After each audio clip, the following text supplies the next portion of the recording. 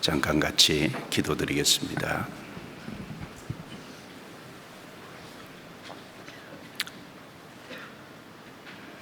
거룩하시고 은혜로우시고 자비로우신 우리 아버지 하나님, 저희 영혼을 구원해 주시고 하나님의 자녀로 삼아 주신 은혜 진심으로 감사합니다. 또 연약하고 부족한 저희들 변함없는 주의 사랑으로 붙잡아 주셔서 인도해 주시고 양육해 주시고 보호해 주시고 천국 갈 그때까지 이끌어 주시는 은혜 진심으로 감사합니다. 오늘 주님의 피로 구속함을 입은 형제 자매들이 한자리에 모여서 주님의 말씀으로 거룩한 교제를 나눌 수 있도록 도와주시니 감사합니다.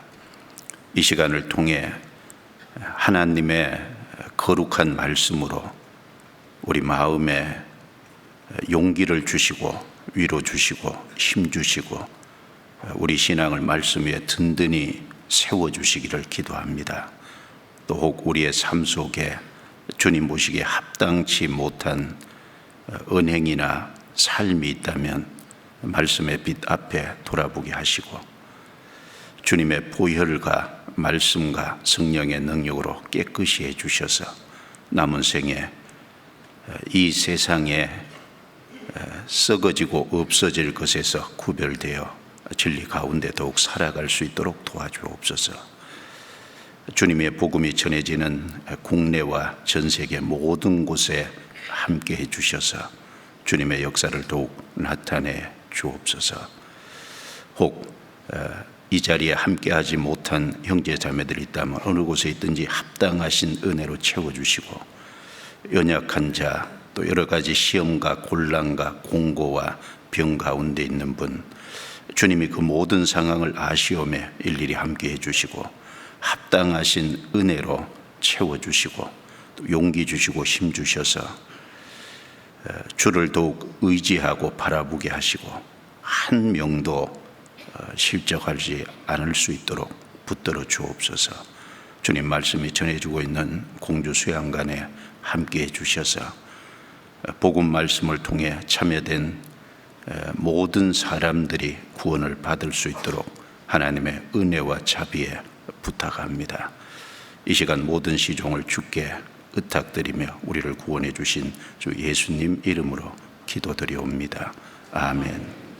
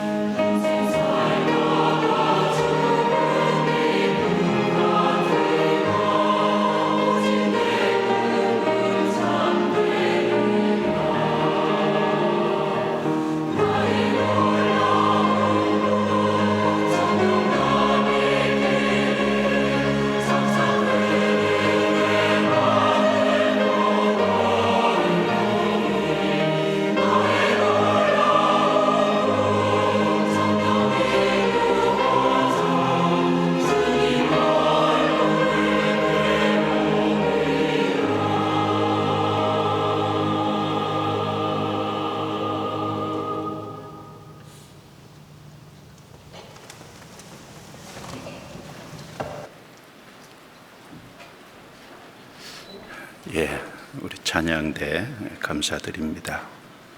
성경 요한복음 1장 17절을 찾겠습니다.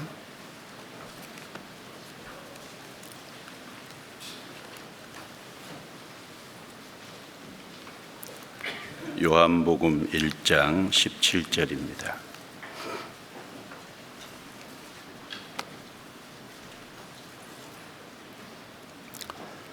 한 절만 천천히 같이 읽겠습니다.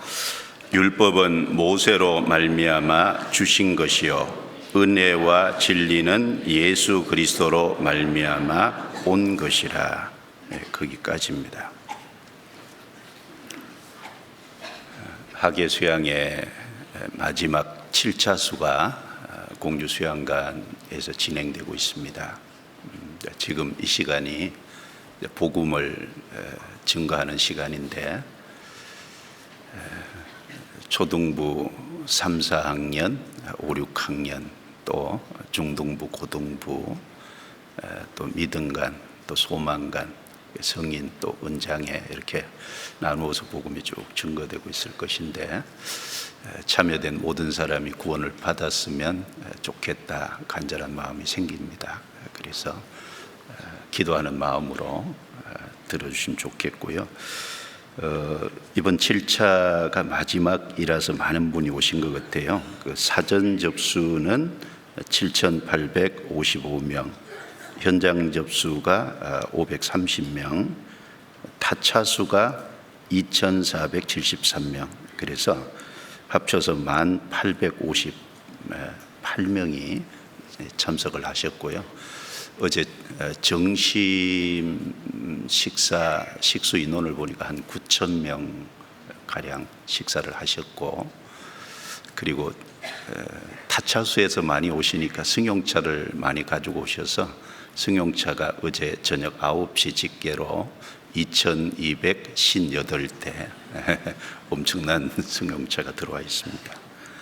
오늘 또 들러보고 싶으신 분들, 또 침례 받으실 분들이 왔다 가서 주차 때문에 조금 걱정은 되기는 합니다. 그래도 하나님이 적절히 매 차수 이렇게 잘 감당하도록 해주셔서 감사합니다. 수양회를 진행하다 보면 어려운 것들이 참 많은데 하나님이 적절히 도와주시고 또 형제 자매들이 참 기쁜 마음으로 자원함으로 봉사하고 계시기 때문에 잘 무리 없이 또 은혜 가운데 안전하게 진행되고 있다고 생각됩니다. 기도해 주시고 또 끝나면 한 달 뒤에 추계잖아요. 같이 또 마음을 모아서 전도했으면 좋겠습니다. 수양회를 통해서 많은 분들이 구원을 받았습니다. 그래서 구원받은 분들, 특별히 새로 구원받은 분들에게 도움을 드리는 말씀을 드려야 되겠다라고 생각을 했습니다. 그래서 오늘 설교 제목이 하나님이 차이를 두신 것들에 대한 분별입니다. 성경에 보면 하나님이 차이를 두신 것들이 많이 있어요. 그 차이를 두신 것들에 대해서 우리가 알고 바르게 분별해야 되겠습니다. 하나님이 차이를 두셨는데 우리도 차이를 둔 것에 대해서 알아야만 우리 자신 개인 신앙을 말씀 위에 견고하게 좀 세우고 또 다른 사람들도 바르게 세우는 데 도움이 될 거라고 생각합니다. 그래서 하나님이 차이를 두신 여러 것들에 대해서 쭉 얘기 드리고 하면은 다 못 얘기 드릴 것 같아서 시간이 되는 대로 몇 가지 준비한 대로 말씀드려 보겠습니다. 하나님이 차이를 두신 것 중에 첫 번째 우리가 좀 생각해야 될 것이 율법과 은혜의 차이입니다. 또 이건 성경 전체적으로 창세기부터 요한계시록까지 하나님이 율법과 은혜를 분명히 나누고 계시고 또 차이를 두고 계시다는 걸 우리가 알 수 있습니다. 이제 본문 말씀에도 율법과 은혜를 대조해서 말씀을 하고 있습니다. 율법은 모세로 말미암아 주신 것이요 은혜와 진리는 예수 그리스도로 말미암아 온 것이라. 일단 하나만 생각을 해봐도 주신 것이라는 말은 강제성을 띠고 있다는 거죠. 온 것이라는 표현은 스스로 자원해서 자발적으로 왔다. 강제성을 띠냐 자원함이 있냐. 어차피 율법과 은혜는 성격이 다르다는 겁니다. 율법과 은혜라는 차이가 명확하기 때문에 그 차이를 분명히 알아야 되겠죠.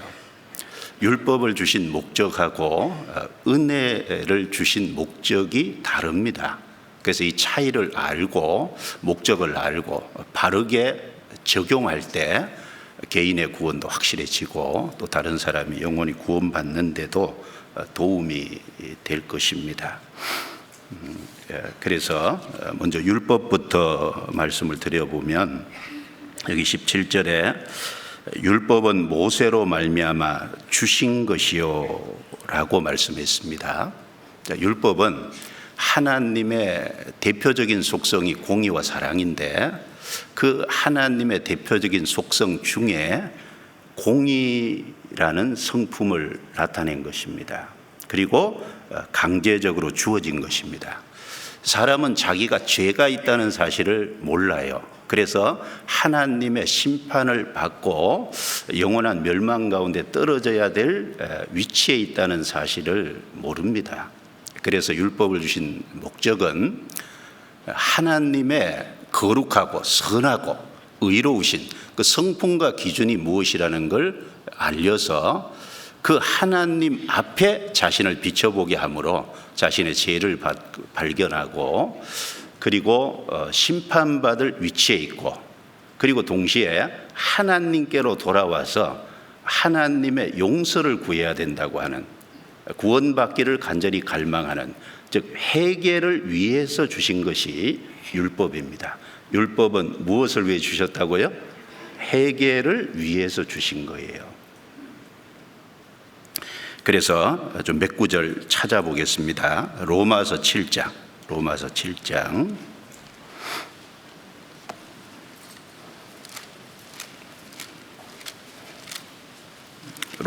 7장 12절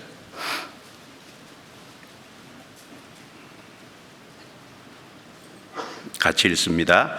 이로 보건대 율법도 거룩하며 계명도 거룩하며 의로우며 선하도다. 자, 율법과 계명은 기본적으로 거룩하고 의롭고 선하다 이렇게 말씀합니다. 즉 율법은 거룩하고 의롭고 선하신 하나님의 성품을 나타낸 겁니다. 왜냐하면 율법이 하나님께로부터 나왔다는 건 거기 하나님의 성품과 즉 죄에 대한 기준을 명확하게 제시하고 있다는 것이 될 것입니다. 세상에서도요 훌륭한 분, 그 덕을 많이 쌓은 분 앞에 딱 서면 자신이 좀 초라해 보이는 경우가 있잖아요. 근데 우리가 하나님은 보이진 않지만 하나님의 율법은 하나님께로부터 나왔기 때문에 그 율법 앞에 서면 그 율법은 거룩하고 의롭고 선하신 하나님을 증거하기 때문에 우리가 그 앞에서 초라함을, 자신의 연약함을, 자신이 얼마나 허물과 죄가 많다는 것을 깨닫게 합니다. 구약에 그 열왕기상 17장 18절에 보면 사르밧 가부가 엘리사 선지자에게 이렇게 말을 합니다. 하나님의 사람이여 당신이 나로 더불어 무슨 상관이 있기로 내 죄를 생각나게 합니까? 이렇게 말했어요. 자, 사르밧 가부가요 하나님이 아닌 하나님이 보낸 엘리야 선지자 앞에 섰을 때 그 자기 죄가 생각났다 이렇게 말했잖아요. 자, 우리도 이방인 앞에 서면 그렇진 않지만 형제 자매들 앞에 서면 자신이 좀 조심스럽죠. 혹시 자기가 혹시 은행에 합당치 못한 것이 있느냐 돌아보게 되는 그런 것이 있습니다. 자, 엘리야 선지자 앞에 선 그 사르밧 과부가 자신의 선지자 앞에서 죄가 생각났다. 그런 것처럼 율법은 거울로 주신 것이죠. 그래서 하나님의 거룩하고 의롭고 선하신 그 앞에서 내 자신이 얼마나 초라하고 연약하고 허물이 많은지를 발견케 해 줍니다. 로마서 찾았으니까 3장, 로마서 3장 알고 있는 말씀이지만 찾아보겠습니다. 19절 20절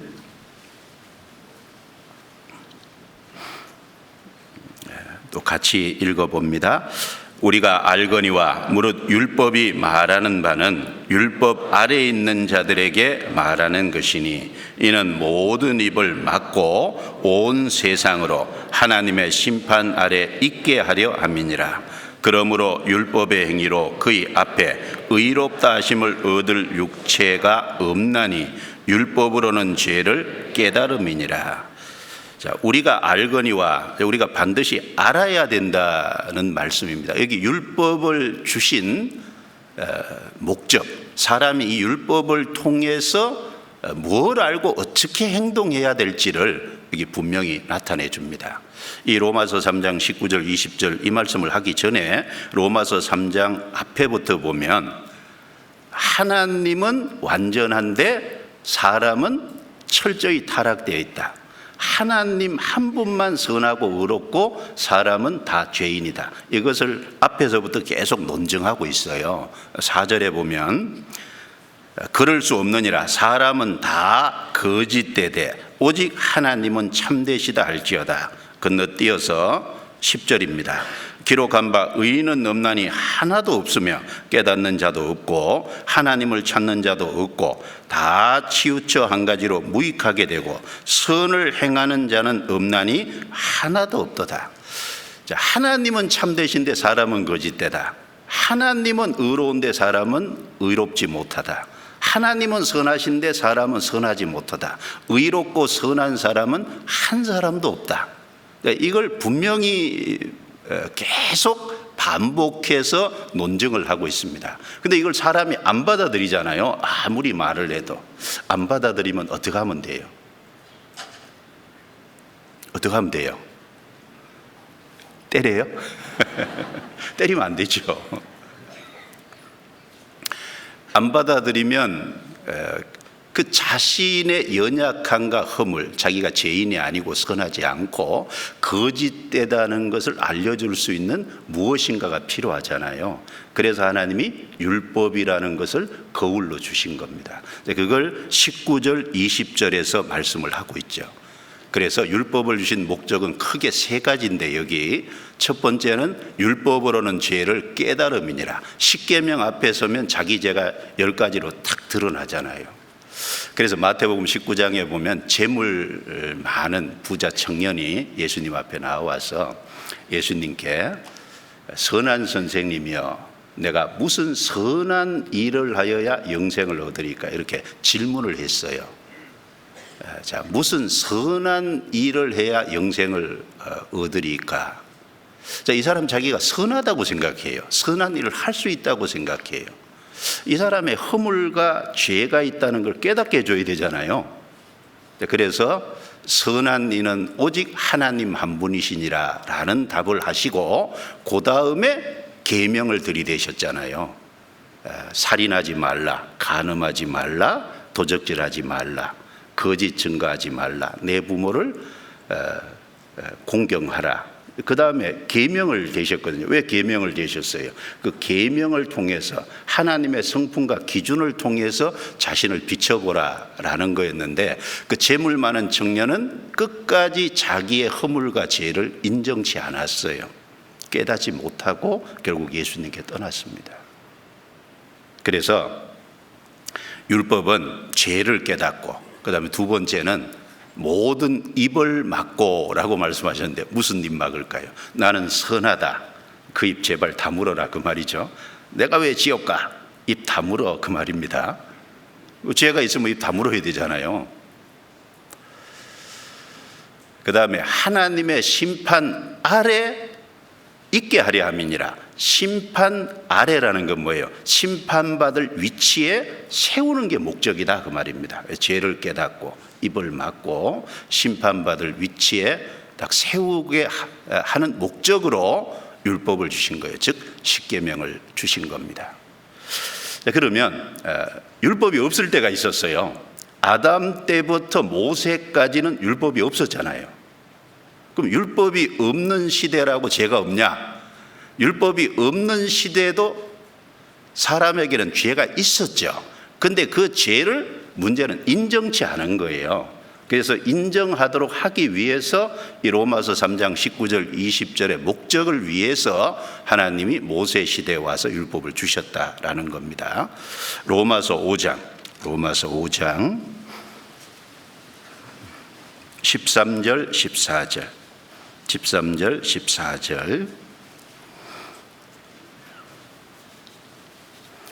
또 같이 읽어보겠습니다. 죄가 율법 있기 전에도 세상에 있었으나 율법이 없을 때에는 죄를 죄로 여기지 아니하였느니라. 그러나 아담으로부터 모세까지 아담의 범죄와 같은 죄를 짓지 아니한 자들 위에도 사망이 왕노릇하였나니 아담은 오실 자의 표상이라.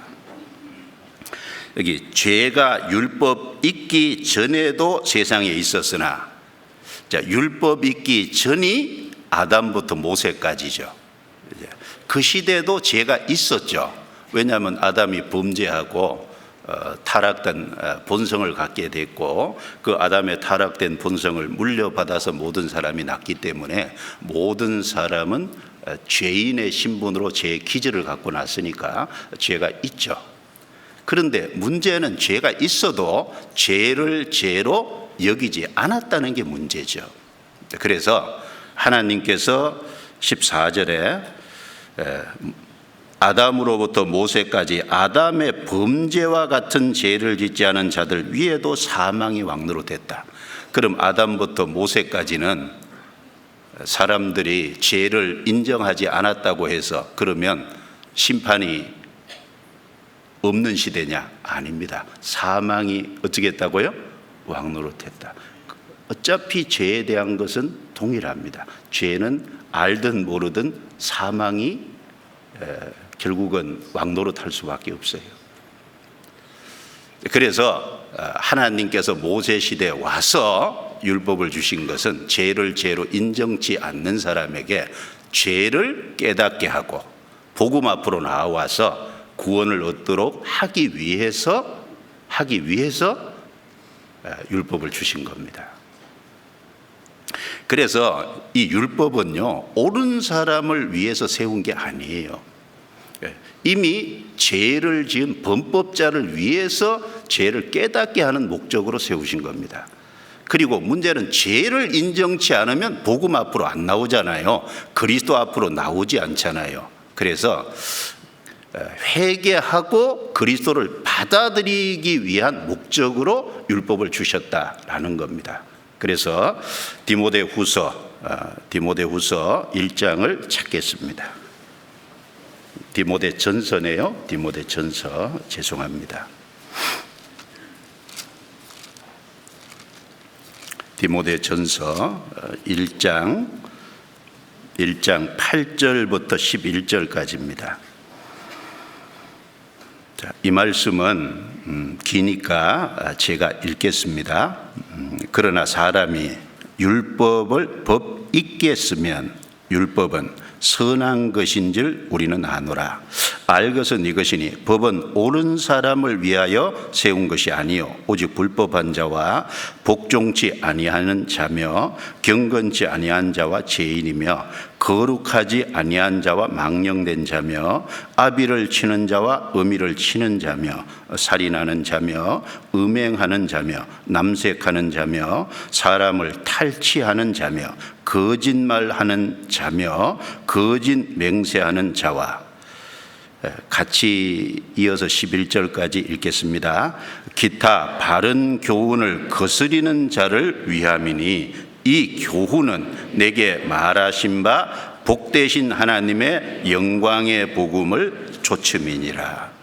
여기도 율법을 주신 목적을 두 가지 여기 소개를 하고 있지 않습니까? 자, 사람이 율법을 법 있게 쓰면 무슨 말일까요? 하나님이 율법을 주신 목적이 있어요. 그 율법을 주신 목적대로 사용하는 것이 그게 법 있게 쓰는 거예요.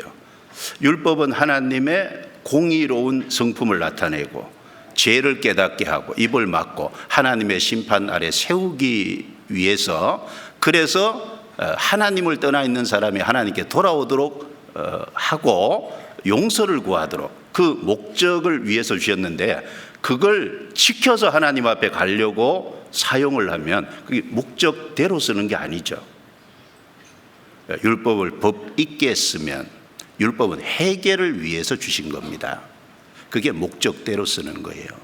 근데 율법을 지켜서 천국 가려고 그러면 율법의 목적을 잘못 사용하는 것이 되는 겁니다. 그래서 여기 두 가지를 언급하는데, 법 있게 쓰면 율법은 선한 것인 줄 우리가 아노라. 율법은 하나님에게서 나온 거잖아요. 하나님의 성품과 기준을 나타낸 것인데 선한 것이죠. 율법이 악한 것이 아니지 않습니까?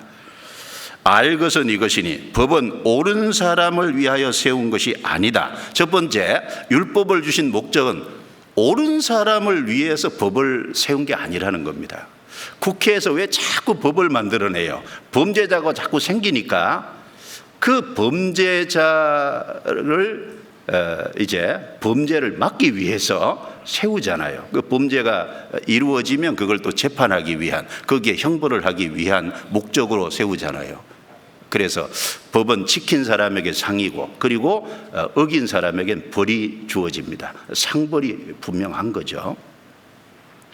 그래서 법은 옳은 사람을 위하여 세운 것이 아니다. 이미 죄를 지은 범죄자를 위해서 주어진 겁니다. 그러면 어떤 사람이냐? 오직 그러면서 그 10절 후반부까지 나온 내용이요, 십계명을 거론한 거예요. 그러니까 풀어서 썼지만 결국은 십계명입니다. 보세요.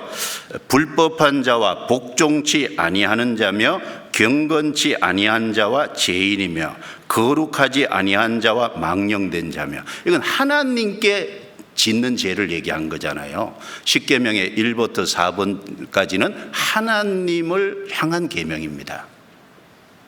그리고 그 다음에 사람을 향한 계명이 아비를 치는 자와 어미를 치는 자며 내 부모를 공경하라, 5번째잖아요.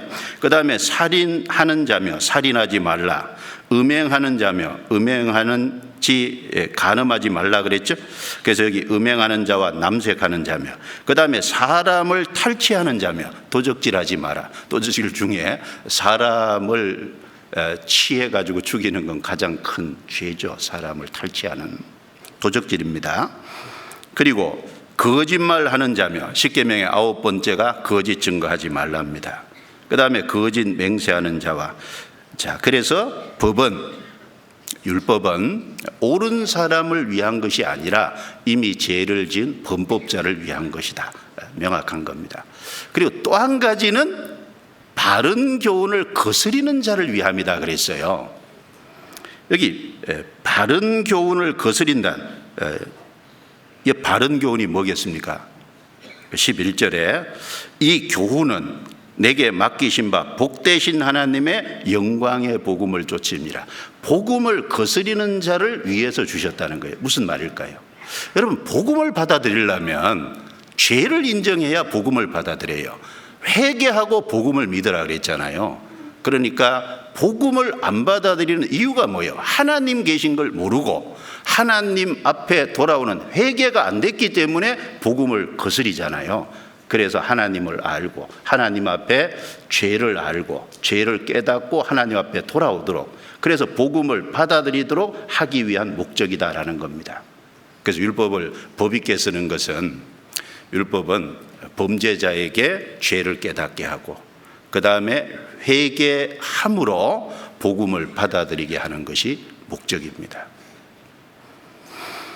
자, 그리고 그리고 이스라엘 역사 속에서도 한번 잘 생각해 보면 하나님이 아브라함을 갈대아 우르에서 불러냈잖아요. 너는 너의 본토 친척 아비 집을 떠나 내가 내게 지시할 땅으로 가라. 그 아브라함을 불러내시고, 그리고 예수님이 오실 때까지, 그 아브라함 때부터 예수님 때까지를 선민시대라고 하는데, 그 선민시대 하나님이 이스라엘에게 두 가지 언약을 주셨잖아요. 하나는 은혜 언약을 주셨어요.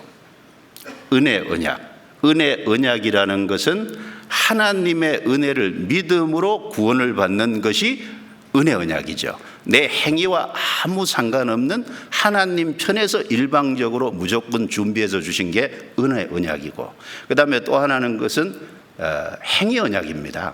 행위 언약은 율법을 지킴으로 말미암아 의롭다함을 받는 행위 언약이에요. 그래서 은혜 언약과 행위 언약, 이스라엘 역사 속에 두 가지를 주셨는데 순서가요, 은혜 언약이 먼저고 행위 언약이 나중이라는 겁니다. 이걸 잘 생각해야죠. 그러면 뒤에 생긴 행위 언약인 율법이 은혜 언약을 무효로 만들 수 있냐? 그럴 수 없다라는 겁니다. 그럼 왜 주셨냐? 행위 언약은 은혜 언약을 경고케 세우기 위한 목적으로 주셨다. 그게 답이에요. 그걸 이제 논증한 것이 갈라디아서 3장이라서 아까 교동문으로 읽었습니다. 괜히 읽은 게 아니에요. 예. 갈라디아서 3장 찾아보겠습니다. 갈라디아서 3장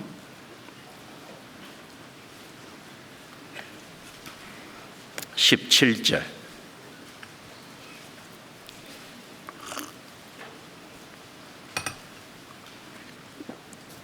갈라디아서 3장 17절 17절을 읽고요.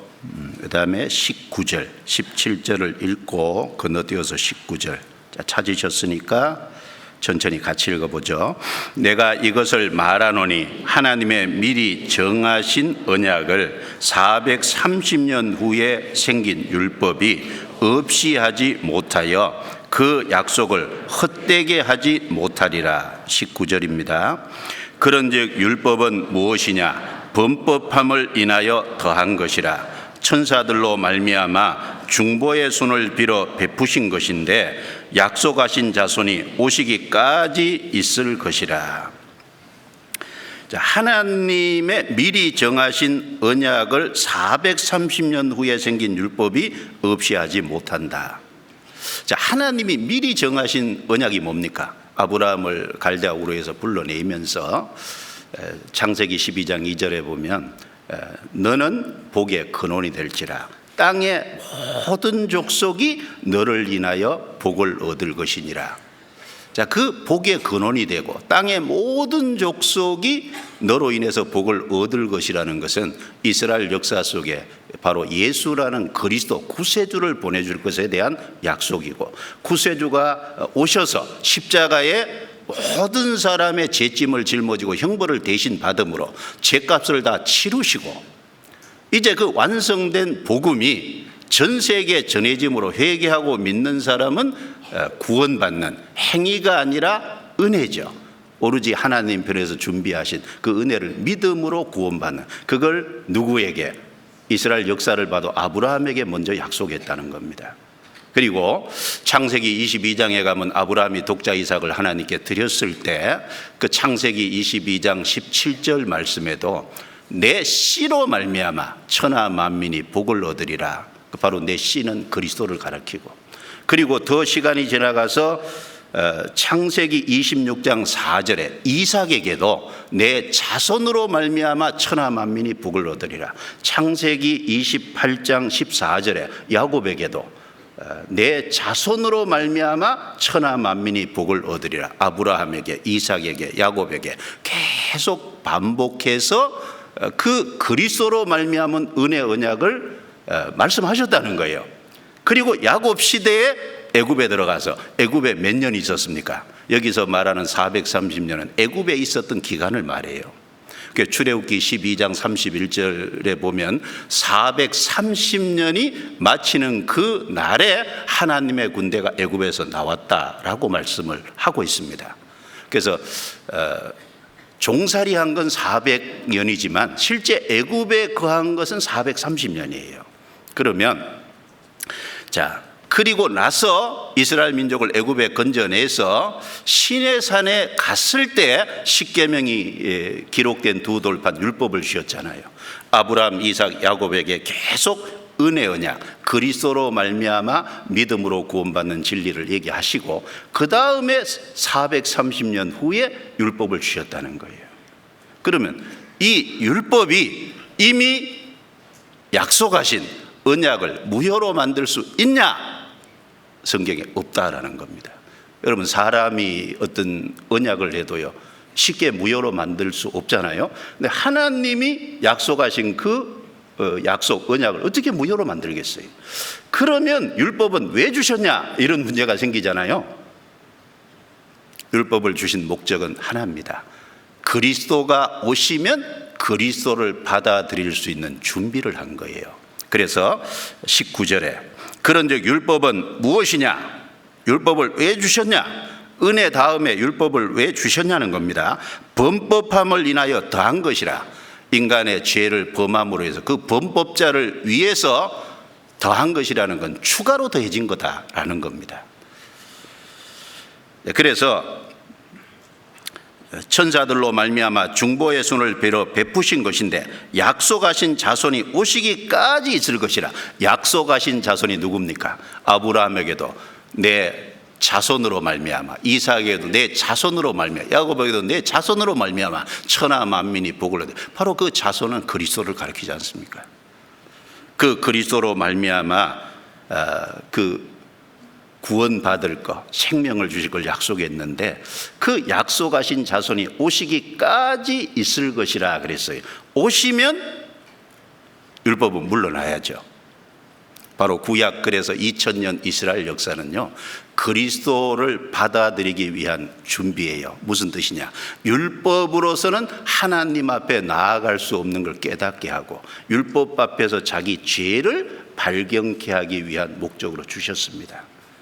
그런데 이스라엘이 그 율법을 법 있게 쓴 게 아니라 율법을 지켜서 천국에 가려고 했으니까 선한 목적으로 쓴 게 아니라 잘못 오용한 것이 된 겁니다.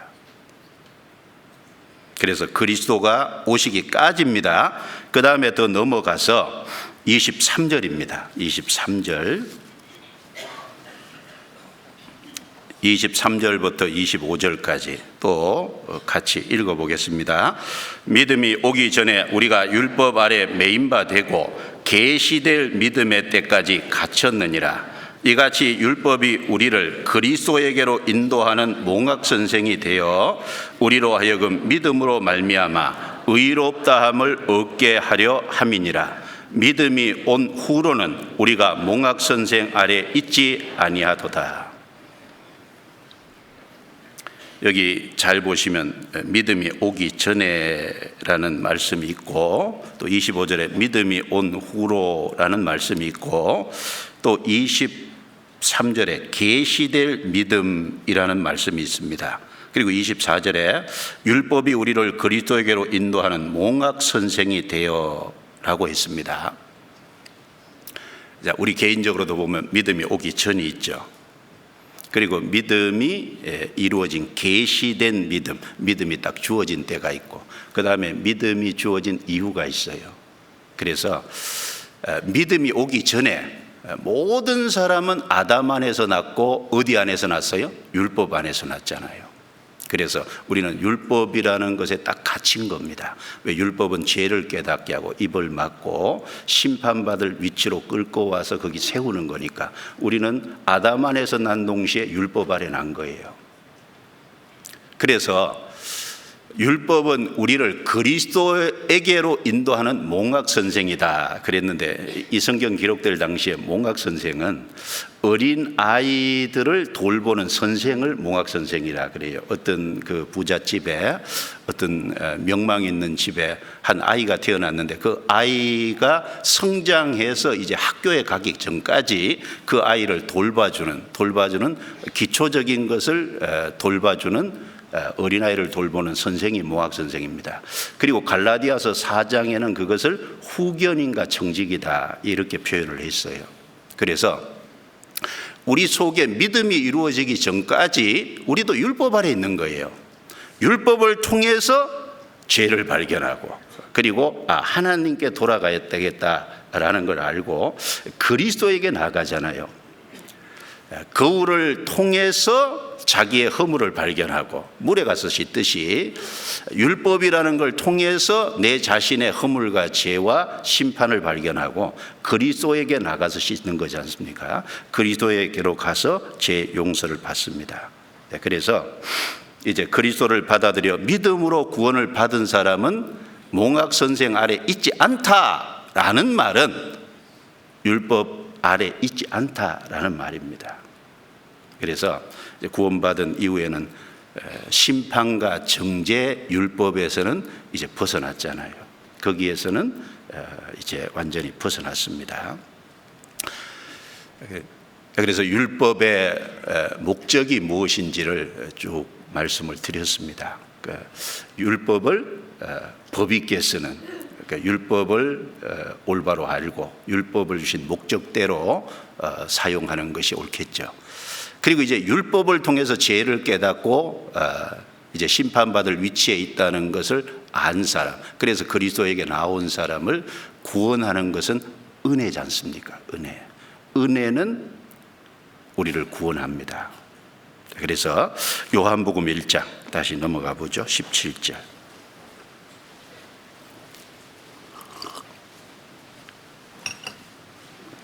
요한복음 1장 17절입니다. 다시 같이 읽어볼까요? 율법은 모세로 말미암아 주신 것이요 은혜와 진리는 예수 그리스도로 말미암아 온 것이라. 자, 율법은 하나님의 속성 중에 공의를 나타내고 강제적으로 주어진 거고, 그리고 은혜와 진리는 예수 그리스도로 말미암아 온 것이라. 여기 온 것이라라는 말은 자원해서 자발적으로 왔다, 그런 의미를 담고 있죠.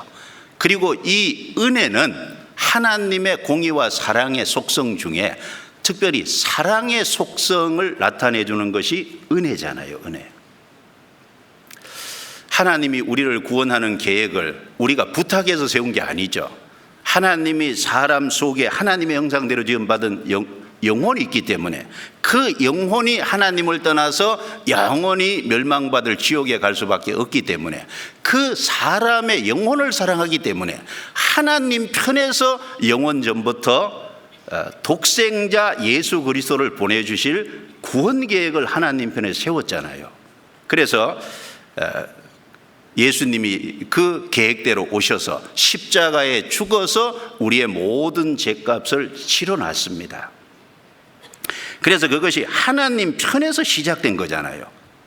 자원한 겁니다. 그래서 요한복음 10장 18절에 예수님이 오셨을 때 이를 내게서 빼앗는 자가 있는 것이 아니라 내가 스스로 버리노라. 예수님은 자기 목숨을 누가 빼앗아서 간 거예요. 로마 군병이 빼앗아서 아니죠. 예수님은 그 모든 것을 이길 수 있는 능력과 권세와 힘이 있어요. 그런데도 예수님이 왜 십자가를 지셨냐? 힘이 없어서가 아닙니다. 나는 스스로 버리노라. 목숨을 빼앗아서가 아니라 스스로, 우리를 위해서 스스로 그 길을 가신 겁니다. 베드로전서 2장 24절에도 친히 나무에 달려 그 몸으로 우리 죄를 담당하셨으니, 친히라는 것은 자원해서 스스로, 그런 의미가 있죠. 나무에 달려 그 몸으로 우리 죄를 담당하셨으니, 그 이유가 뭐냐? 사랑이죠. 요한복음 3장 16절에 하나님이 세상을 이처럼 사랑하사 독생자를 주셨으니 이는 저를 믿는 자마다 멸망치 않고 영생을 얻게 하려 하심이니라. D.L. 무디가 그 요한복음 3장 16절을요 여러 번 설교하려고 설교 본문으로 잡으려고 계획을 세웠대요. 계획을 세웠다가 포기하고 세웠다가 포기하고 여러분 그랬답니다. 제가 그래서 읽은 거예요. 근데 왜 포기를 했냐면 하나님이 세상을 이처럼 사랑했다라고 할 때 이처럼이라는 분량과 깊이를 자기는 도저히 설명할 수 있는 자신이 없더라는 거예요. 이처럼 사랑하사 그걸 설명할 수 없어서 계획을 세웠다가 본문으로 잡으려고 했다가 여러 번 포기했다. 결국은 설교하셨겠죠. 안 하시는 안 했을 거예요. 그런데 그랬던 적이 있다는 거예요. 자, 우리는 압니까? 이처럼 사랑하사 이처럼의 분량과 깊이를 어느 누가 가늠하겠냐 그 말이에요. 우리가 영원한 천국에 들어가서야 그걸 알겠죠. 네, 이처럼 사랑하사 그 사랑의 동기가 된 거예요. 그래서 율법을 통해서 죄를 깨닫고 심판받을 위치에 있다는 걸 알고 회개하는 사람에게 믿음으로 구원받게 하는 것이 은혜를 주신 목적이잖아요. 그래서 에베소서 2장 8절 9절에 너희가 그 은혜를 인하여 믿음으로 말미암아 구원을 얻었나니 이것이 너희에게서 난 것이 아니요 하나님의 선물이라. 행위에서 난 것이 아니니 이는 누구든지 자랑치 못하게 하려 함이니라.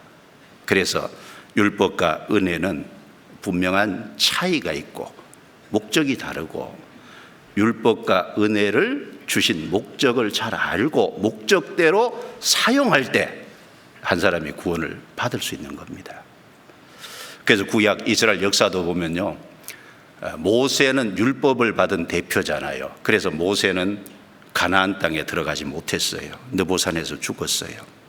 그리고 여호수아가 뒤를 이어서 지도자가 돼서 이스라엘 민족을 이끌고 요단강을 건너서 가나안 땅에 들어가서 가나안 7족속과 싸워서 그 가나안 그 땅을 야곱의 12아들 12지파가 나누어 차지했어요.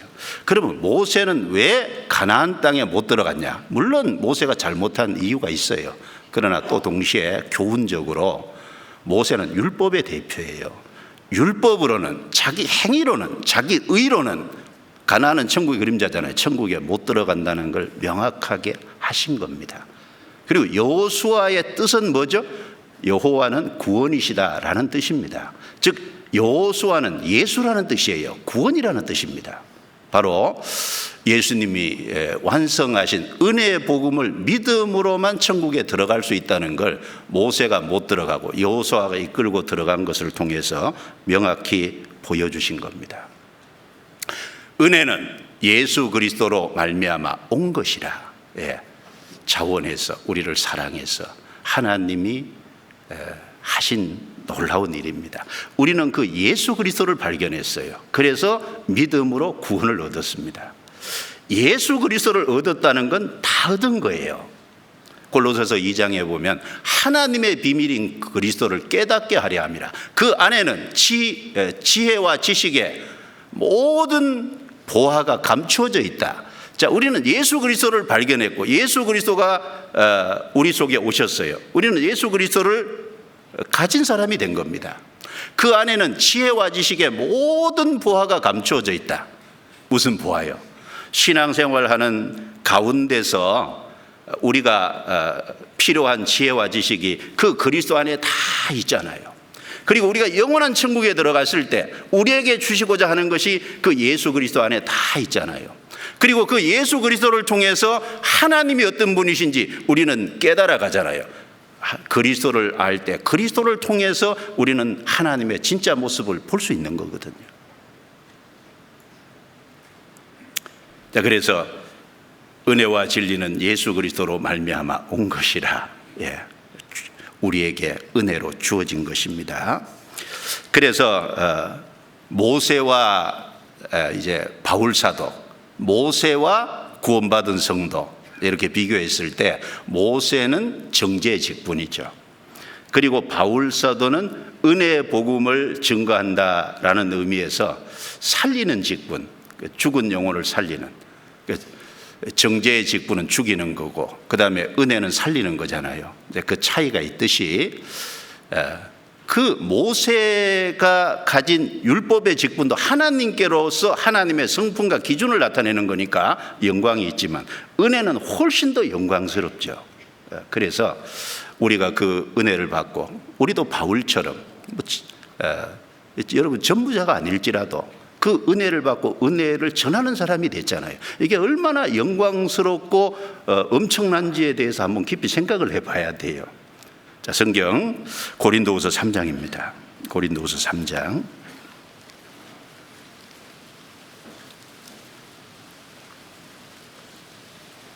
고린도후서 3장 6절부터 11절까지 6절부터 11절까지 제가 읽습니다. 저가 또 우리로 새 언약의 일꾼 되기에 만족해 하셨으니 의문으로 하지 아니하고 오직 영으로 함이니 의문은 죽이는 것이요 영은 살리는 것임이니라. 돌에 서서 새긴 죽게 하는 의문의 직분도 영광이 있어 이스라엘 자손들이 모세 얼굴에 없어질 영광을 인하여 그 얼굴을 주목하지 못하였거든. 하물며 영의 직분이 더욱 영광이 있지 아니하겠느냐. 정죄의 직분도 영광이 있은즉 의의 직분은 영광이 더욱 넘치리라. 영광되었던 것이 더 큰 영광을 인하여 이에 영광될 것이 없으나 없어질 것도 영광으로 말미암았은즉 길이 있을 것은 더욱 영광 가운데 있느니라. 건너뛰어서 17절 18절 같이 읽습니다. 주는 영이시니 주의 영이 계신 곳에는 자유함이 있느니라. 우리가 다 수건을 벗은 얼굴로 거울을 보는 것 같이 주의 영광을 보매 저와 같은 형상으로 화하여 영광으로 영광에 이르니 곧 주의 영으로 말미암음이니라. 여기 고린도후서 3장 6절부터 11절에요. 모세는 정죄의 직분이고 바울은 은혜의 직분인데 이 정죄의 직분, 율법보다 은혜의 직분, 이 복음이 얼마나 큰 영광이 있는지를요 7가지로 논증을 해놨어요. 7가지. 한번 얼른 보죠. 6절에 새 언약의 일꾼이다. 우리는 다 새 언약의 일꾼이에요. 새 언약은 율법은 옛 언약이죠. 복음은 새 언약이에요. 새 언약의 일꾼 되기에 만족해 하셨으니 구원받은 사람은 다 새 언약의 일꾼입니다. 바울만 그런 게 아닙니다. 우리 모두가 그런 겁니다. 다만 전무하냐? 내가 이 일을 하면서 그 일을 하느냐, 그 차이일 거예요. 자, 의문으로 하지 아니하고 오직 영으로 함이니 첫 번째는 의문이냐 영이냐. 의문이라는 건 글이라는 겁니다. 문자라는 거예요. 자, 십계명 율법은 문자로 주어진 거예요. 두 돌판에 문자로 글로 새겨진 겁니다. 그런데 성령으로 우리 속에 생명을 주셨잖아요. 복음은 영으로 하는 겁니다. 영으로. 그래서 문자냐 영이냐 그 차이죠. 그리고 의문은 죽이는 것이요 영은 살리는 것이라. 율법은 최종적으로 죽이는 게 목적이에요. 무슨 말입니까? 죄를 깨닫게 하고 입을 막고 심판 아래 끌어다가 세워놓으니까 죽이는 거잖아요. 그런데 은혜는 영은 살리는 거잖아요. 죽어있는 영혼을 살리고 지옥에서 끌어내는 겁니다. 그리고 세 번째, 돌에 써서 새긴 죽게 하는. 자, 율법은 돌에 새겼어요. 은혜는요 우리 마음에 새겼잖아요. 성령으로 말미암아 우리 마음에 새겼습니다. 그리고 의문의 직분도 영광이 있어 이스라엘 자손들이 모세의 얼굴에 없어질 영광을 인하여 그 얼굴을 주목하지 못하였거든. 하물며 영의 직분이 더욱 영광이 있지 아니하겠느냐. 예, 의문의 직분도 영광이 있죠. 하나님을 나타내니까. 그러나 영의 직분은 훨씬 더 영광스럽죠. 모세가 십계명을 받을 때, 두 번째 받을 때 출애굽기 34장에 보면요, 두 번째도 40일 동안 올라가 있으면서 하나님과 얼굴은 못 받겠지만 교제하는 가운데서 받았어요. 하나님을 가까이 하고 교제하는 가운데 받았기 때문에요, 모세가 내려왔을 때 얼굴에 뭐가 있냐면 광채가 있어, 특별한 광채가 있었어요. 그래서 그걸 이스라엘 백성들이요 두려워했습니다. 모세도 자, 이거는 잠깐 있다 없어질 거잖아요. 조금 지나면 자기 본래 얼굴이 돌아오죠. 하나님과 가까이 있었기 때문에 받은 빛 때문에 그런 얼굴의 광채가 나니까 없어질 것이기 때문에 그걸 못 보게 하려고 모세가 수건으로 가렸어요. 이스라엘 백성들이 두려워하는 것 때문에도 가린 동시에 없어질 영광이니까 가린 거예요. 여기 없어질 것이 중요해요. 율법은 없어질 영광이라는 겁니다. 그런데 은혜는요, 영원한 거지 않습니까? 그래서 여기 의문의 직분보다 영의 직분은 더욱 영광이 있다. 그리고 다섯 번째 9절에 정죄의 직분도 영광이 있은즉 의의 직분은 영광이 더욱 넘치리라. 율법은 결국은 정죄 심판받게 하잖아요. 영원한 지옥 형벌을 갑니다. 그런데 은혜는 의의 직분이잖아요. 은혜를 받아 구원받게 하는 동시에 의롭다함을 얻게 하는 동시에 의롭게 살아가도록 만들잖아요. 삶을 변화시키고 바꾸지 않습니까? 의의 직분입니다. 더욱 영광이 넘치죠. 그래서 영광되었던 것이 더 큰 영광을 위하여 이에 영광될 것이 없으나, 이것도 10절에도 율법과 은혜를 비교한 거죠.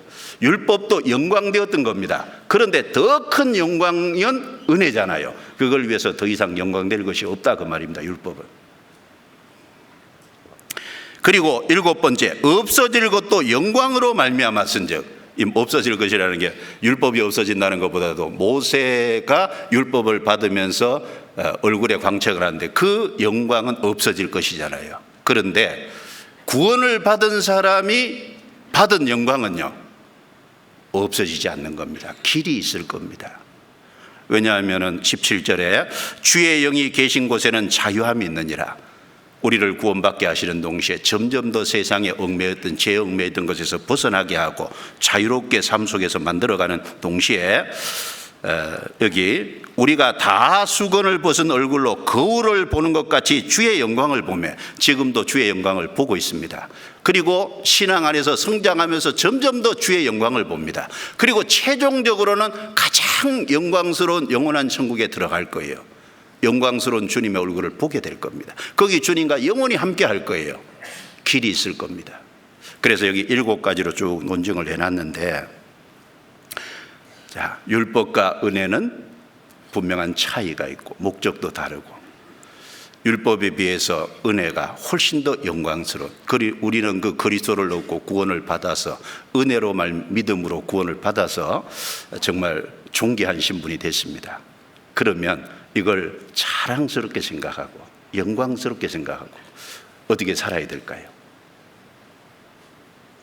우리는 이것을 전해야 되지 않겠어요? 이번 수양에도 7차나 걸쳐서요, 땀 흘리고 수고하고 고난 속에서 여러 가지 힘든 일을 겪으면서요,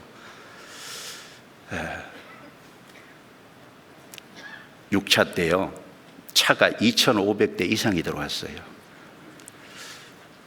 주차 수송을 하고 주차시키는 분들이 막 땀을 펄펄 흘리면서요, 어떤 분은 탈진을 했대요. 왜냐하면은 그 주차를 2중 3정으로 해야 되는데 그걸 하는데 그렇게 보니까요, 고생스럽지 않을 수가 없겠더라고요. 1,000대만 들어왔으면 고생이 덜 될 건데 될 공간도 없죠. 그런데 그걸 찾아서 대니라고 너무너무 수고하잖아요. 왜? 내가 받은 은혜, 내가 받은 그 구원이 너무너무 소중한 것이니까 그렇지 않습니까? 그래서 율법과 은혜 차이가 있다는 걸 분명히 알고, 우리는 율법 아래서 벗어났잖아요. 은혜가 우리 것이 됐습니다. 그리스도가 우리 속에 오셨어요. 자, 그걸 정말 감사하고 거기에 대해서 기뻐하고 우리가 해야 될 것을 다 해야 되겠죠. 자, 두 번째는 산 자와 죽은 자의 차이가 분명히 있다는 겁니다. 하나님이 보실 때 산 자가 있고 죽은 자가 있어요. 산 자와 죽은 자의 분명한 차이가 있다는 걸 생각해야 되겠죠. 마태복음 8장 찾겠습니다.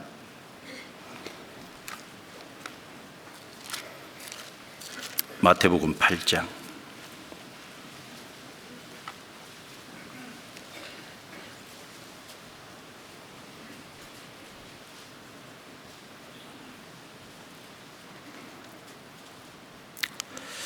21절, 22절입니다. 21절, 22절. 같이 읽겠습니다. 제자 중에 또 하나가 가로되 주여 나로 먼저 가서 내 부친을 장사하게 허락하옵소서. 예수께서 가라사대 죽은 자들로 저희 죽은 자를 장사하게 하고 너는 나를 좇으라 하시니라. 예수님의 공생의 기간에 있었던 내용을 여기 기록을 한 겁니다. 여기 예수님이 길을 가실 때 19절에 보면 한 서기관이 예수님께 나와서 어디로 가시든지 나는 쫓겠습니다 라고 했는데, 예수님께서 20절에 여우도 구리고 공중의 새도 거처가 있으되 인자는 머리 둘 곳이 없다 라고 하시면서 거절하셨어요. 서기관이 자기를 따르는 건 거절하셨어요. 왜 거절하셨을까요? 인자는 머리 둘 곳이 없다. 사실 그 사람 속에 예수님이 들어가시려고 하는데 그 사람 속에 예수님을 받아들 그 사람에게 머리를 둘 곳이 없는 거예요. 이게 교회적으로도 되고 개인적으로도 될 겁니다. 어쨌든 서기관은 거절하셨어요. 그런데 21절에 제자 중에 또 하나가 가로되 주여 나로 먼저 가서 내 부친을 장사하게 허락하옵소서. 예수께서 가라사대 죽은 자들로 저희 죽은 자를 장사하게 하고 너는 나를 좇으라 하시니라. 자, 제자가 예수님께 내 부친을 먼저 장사하고 그리고 주님을 쫓겠습니다. 주님이 대답하시기를 죽은 자들로 저희 죽은 자를 장사하게 하고 너는 나를 좇으라. 참 어려운 말씀을 하셨습니다. 얼른 들으면 무슨 말인지 잘 모르잖아요. 시체들로 시체 치우라는 말일까요? 그럴 리는 없을 거고.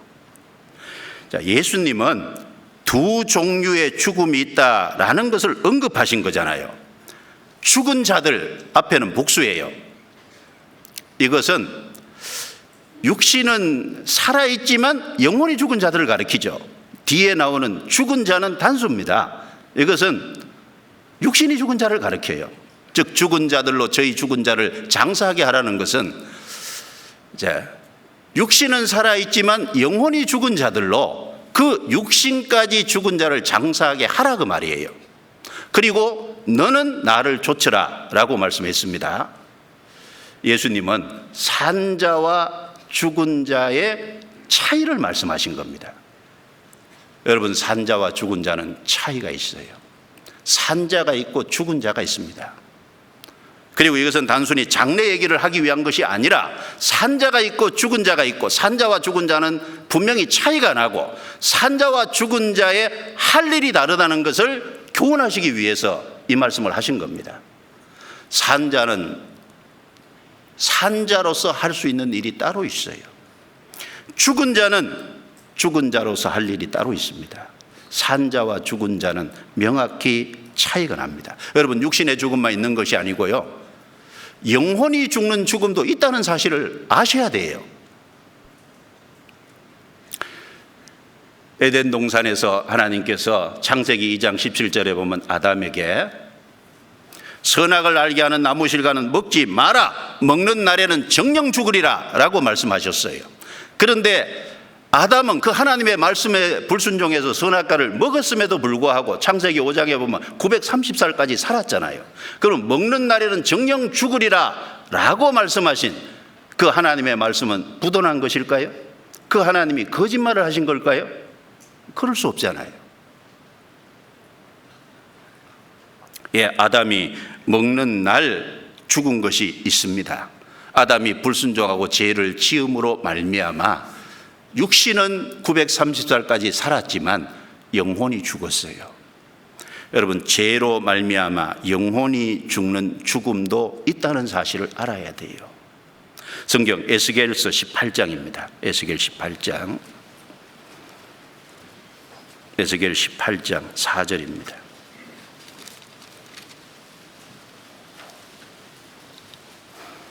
(18장 4절) 같이 읽겠습니다.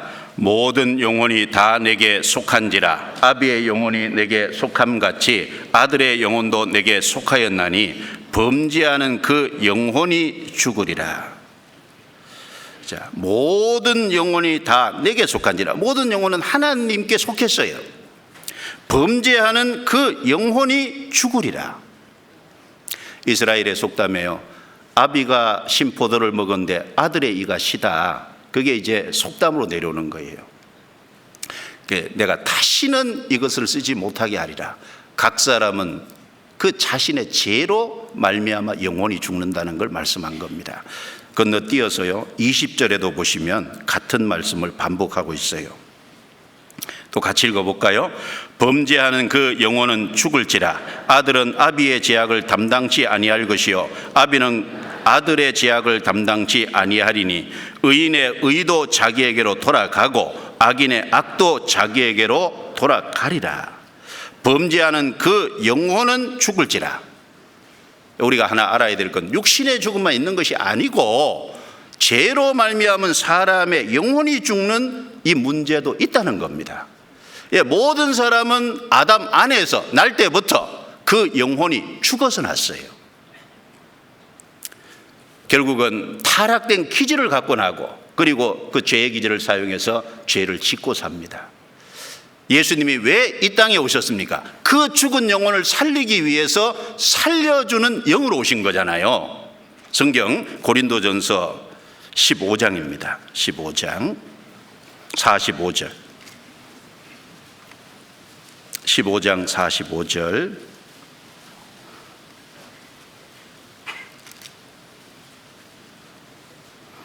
15장 45절. 중요한 말씀이니까 또 같이 읽어볼까요? 기록된 바 첫사람 아담은 산영이 되었다 함과 같이 마지막 아담은 살려주는 영이 되었나니. 자, 첫사람 아담은 산영이 되었다. 어디에 이렇게 말씀했냐면 창세기 2장 7절이죠. 창세기 2장 7절에 보면 하나님이 흙으로 사람을 지으시고 생기를 그 코에 불어넣으시니 사람이 생명이 된지라. 육체는 흙으로 만들으셨어요. 그리고 그 생기를 불어넣으시니까 생영이라는 말이 살아있는 영을 가진 존재가 됐다라는 말입니다. 그런데 범죄함으로 아담의 영이 죽었어요. 산영이 죽은 영이 돼요. 먹는 날에는 정령 죽으리라. 죽었어요. 그 아담 안에서 모든 사람은 날 때부터 영이 죽어서 났어요. 예수님이 왜 살려주는 영으로 오셨습니까? 여기 마지막 아담은 예수님을 얘기하는 거예요. 아담이라는 뜻은 사람이란 뜻이거든요. 아담은 첫사람, 에덴 동산의 아담은 죄를 짓는 대표고, 예수님은 마지막 아담으로서, 마지막 사람으로서, 마지막 대표로서 죄를 처리하는 대표로 오신 거잖아요. 살려주는 영으로 오셨다. 왜 예수님이 살려주는 영으로 오셔야 되냐면 모든 사람이 아담 안에서 죽은 영이 됐다는 걸 전제하는 겁니다. 아담 안에서 죽은 영이 된 적이 없으면 예수님이 살려주는 영으로 오실 이유가 없는 거잖아요. 예수님은 살려주는 영으로 오셨어요. 그래서 예수님이 오셔서 복음을 완성하셨어요.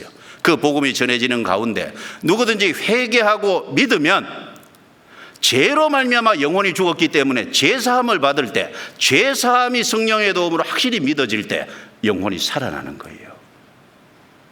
그래서 에베소서 2장 1절에 보면 너희 허물과 죄로 죽었던 너희를 살리셨도다.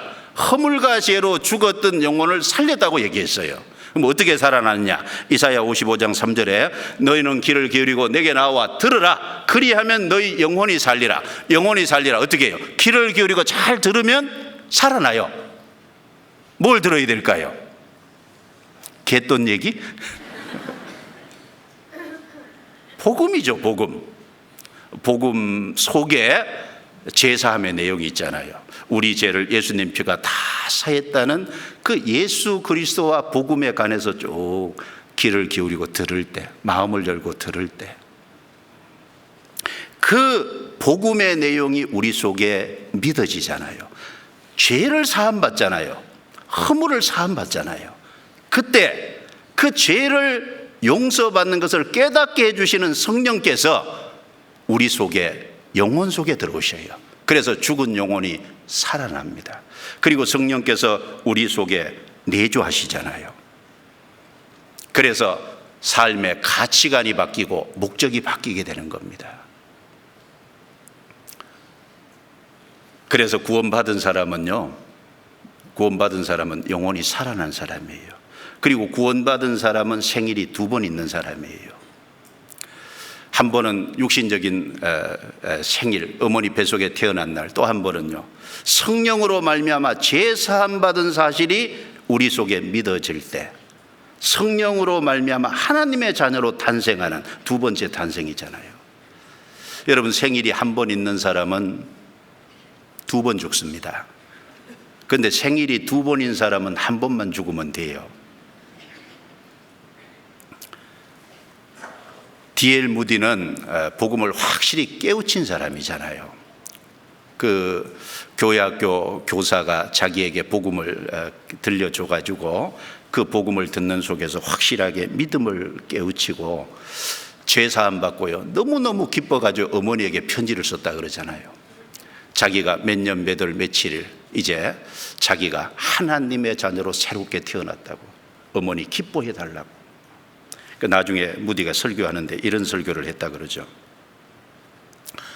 무디가 이 1837년에 태어나서 1855년에 구원을 받았는데요, 이 설교하면서 여러분, 어느 날 내가 죽었다는 것을 신문에서 듣게 될 것입니다. 그러나 여러분, 믿지 마십시오. 나 D.L. 무디는 생생하게 지금보다 더 확실하게 살아있을 겁니다. 1837년에 육신으로 태어난 나 D.L. 무디는 죽지만 1855년에 성령으로 태어난 나 D.L. 무디는 죽지 않습니다. 영원히 살아있을 겁니다. 네, 그렇게 설교를 했대요. 맞죠? 생일이 한 번인 사람은 2번 죽습니다. 그러나 생일이 2번인 사람은 육신의 죽음으로 끝이에요. 둘째 사망 지옥은 안 가잖아요.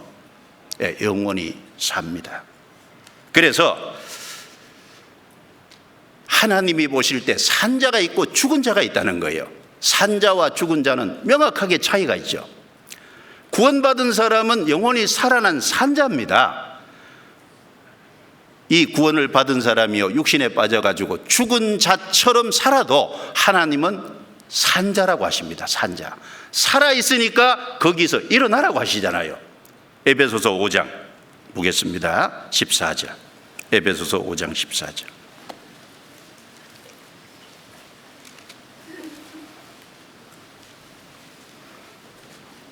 에베소서 5장 14절입니다.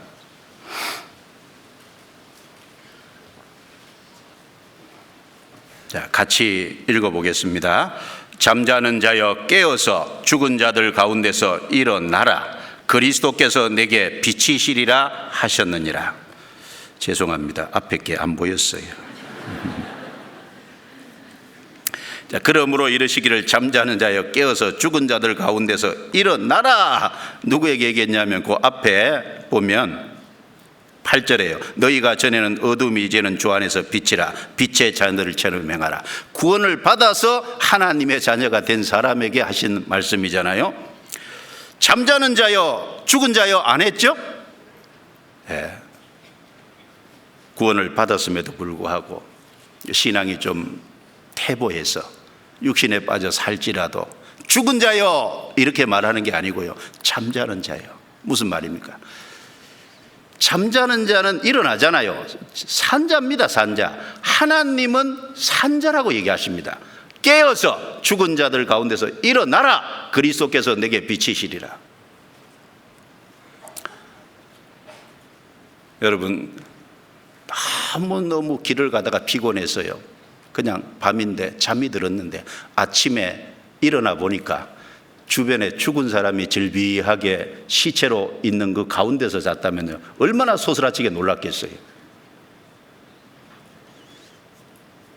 여러분, 구원을 받은 산자가요, 죽은 자처럼 죽은 자 속에서 산다는 건 그와 같은 겁니다. 깨어서 일어나라. 그리스도께서 내게 비치시리라. 하나님 보실 때 죽은 자와 산자가 분명히 차이가 있고, 그리고 죽은 자와 산자는 할 일이 따로 있습니다. 우리는 산자입니다. 영혼이 살아났다면요. 그리고 산자답게, 산자는 가치관이 다르고 삶의 목적이 다르잖아요. 바른 가치관과 삶의 목적을 가지고 산자답게 죽은 자 가운데서 우리가 해야 될 일을 마땅히 해야 되지 않겠습니까? 그 차이도 좀 생각을 하셔야 돼요. 그 다음 또 한 가지는 믿는 것과 믿어진 것은 분명한 차이가 있다는 겁니다. 이 사람 편에서요, 믿는 것이 있고 하나님 편에서 믿어지게 해 주시는 것이 있어요. 분명한 차이가 있어요. 믿는 것은 내가 믿으려고 하는 의지를 말하는 겁니다. 믿어지는 것은요, 믿어지는 건 하나님 편에서 내 마음을 열어서 깨닫게 해주고 실제 믿어지게 해주시고 그리고 생명을 주시는 것을 가르칩니다.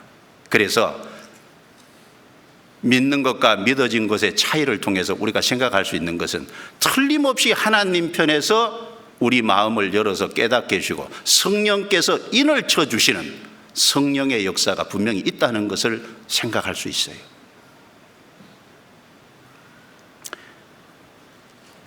성경에 믿어진 것에 대해서 좀 보겠습니다. 사도행전 16장. 사도행전 16장.